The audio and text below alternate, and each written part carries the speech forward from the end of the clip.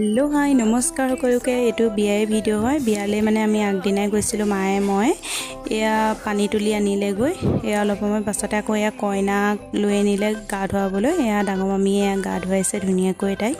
এয়া গা ধুৱাই লৈ এয়া আকৌ কইনাক ধুনিয়াকৈ সিম্পল কৰি এতিয়া ইয়াতে কাপোৰ পিন্ধাই লৈছে তাৰ পিছত বেতলত ধুনিয়াকৈ কাপোৰ পিন্ধাব ফাইনেল লুকটো আপোনালোকক দেখুৱাম বাৰু এয়া ধুনিয়াকৈ কইনাক কাপোৰ পিন্ধালে